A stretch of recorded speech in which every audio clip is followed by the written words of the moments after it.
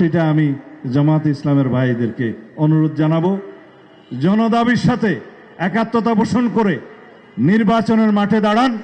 রাষ্ট্র পরিচালনা করবে তারা যেন সেটা মাথায় রাখে যে এই দেশে স্বৈরাচারের কোনো জায়গা নেই, ফ্যাসিবাদের কোনো জায়গা নেই। এই দেশে যারাই গণতন্ত্র হত্যা করবে তাদের পরিণতি এরকম হবে। আর একটি ইতিহাস রচিত হয়েছে। 20 তারিখে সুপ্রিম কোর্টের আপিল বিভাগের রিভিউ শুনানির মধ্য দিয়ে দীর্ঘ বিচারিক প্রক্রিয়ায় তত্ত্বাবধায়ক সরকারের পুনর্বহালটা স্থাপিত হয়েছে।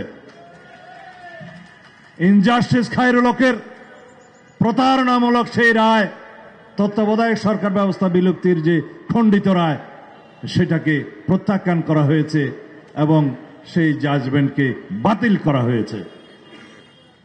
দীর্ঘ 17 বছরের সংগ্রাম ছিল তত্ত্বাবধায়ক সরকার ব্যবস্থা প্রতিষ্ঠার মধ্য দিয়ে তত্ত্বাবধায়ক সরকারের অধীনে বাংলাদেশে জাতীয় সংসদ নির্বাচন অনুষ্ঠান হবে।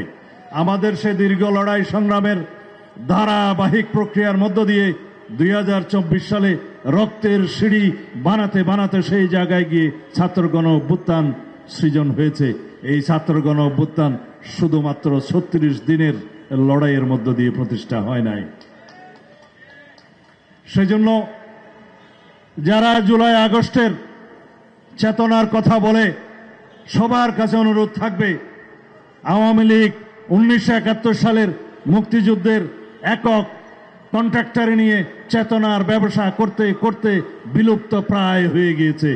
সুতরাং 24-এর ছাত্রগণ অভ্যুত্থানের চেতনাকে যারা রাজনৈতিকভাবে রাজনৈতিক ব্যবসা করার কোন রকমের মানসিকতা লালন করে, তাদেরকে অনুরোধ করব, এই জুলাই ছাত্র গণ অভ্যুত্থানের এই অনুপ্রেরণা, এই ধারাবাহিকতা, এই ইতিহাস, এই চেতনা সমগ্র বাংলাদেশের মানুষের যারা গণতন্ত্রের জন্য লড়াই করেছে।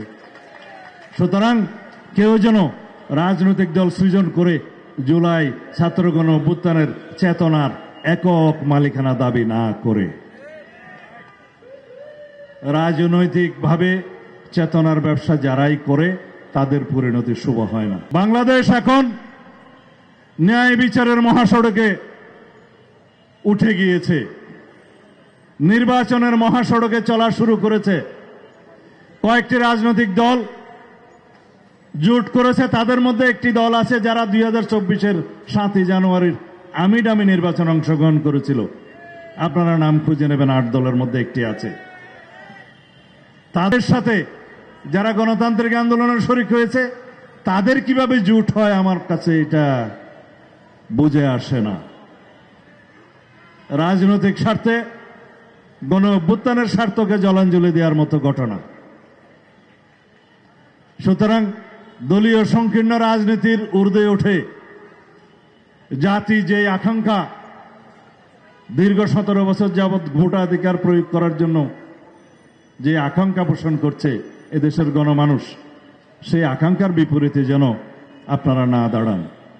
কারণ আপনাদের ইতিহাস 71-এ জন আকাঙ্ক্ষার বিপরীতে দাঁড়ানো, 47-এ এই দেশের মানুষের আকাঙ্ক্ষার বিপরীতে দাঁড়ানো। এখন যদি আপনারা বাংলাদেশের মানুষের আকাঙ্ক্ষার বিরুদ্ধে দাঁড়ান, তাহলে জনগণ আপনাদেরকে প্রত্যাখ্যান করতে পারে। আমি জানি, বুঝি, আপনারা হয়তো আপনাদের দাবি দেওয়ার জন্য 5 দফা না কয় দফা দাবি দেওয়া আপনারা দিয়েছেন, সেই দাবি দেওয়ার জন্য আপনারা আন্দোলন করেছেন। একটা কি নির্বাচনের লেভেল প্লেইং ফিল্ড স্থাপন করা, সেটা নির্বাচন কমিশন এবং সরকার করছে। আর একটা ছিল বিচার যেন দৃশ্যমান হয়। বিচার যথেষ্ট দৃশ্যমান হয়েছে, বিচার চলবে। এটা দীর্ঘ ধারাবাহিক প্রক্রিয়া, বিচারে কোনো সময় রেখা নির্ধারণ করে দেয়া যায় না, তাহলে অবিচার হয়। স্বাধীন বিচার ব্যবস্থা বিচার নিশ্চিত করবে ফ্যাসিস্ট শেখ হাসিনা সহ তার দোসর আওয়ামী লীগ বাদশালীদের যারা মানবতা বিরোধী অপরাধ এবং গণহত্যার দায়ে জড়িত, এর বাইরেও যারা যারা এই সমস্ত অপরাধের সাথে সংশ্লিষ্ট সকলের বিরুদ্ধে। তারপরে কি নির্বাচন অনুষ্ঠান করা। নির্বাচনের তফসিল তো আগামী সপ্তাহে অথবা 2 সপ্তাহ পরে ঘোষণা হতে পারে শুনেছি। এরপরে আপনাদের দাবি শুনেছি পিআর নামে আপনারা জিকির করছেন। তো বাংলাদেশের মানুষ, একটা জরিপে দেখা গিয়েছে 70% মানুষ তাদের ভাষায় পিআর নাকি চায়। আর একটা নিরপেক্ষ জরিপে দেখা গিয়েছে 56% মানুষ পিআর কি জিনিস বুঝে না। তাহলে আপনাদের এই 70% মানুষ কি এর মধ্যে নাই? বিভ্রান্তিমূলক কোন জরিপ নিয়ে বাংলাদেশের মানুষকে বিভ্রান্ত করা ঠিক হবে না।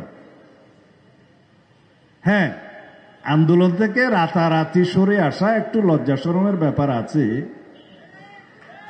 কিন্তু জাতীয় রাজনীতিতে কৌশলে জনদাবির সাথে একাত্মতা পোষণ করা অত্যন্ত জরুরি।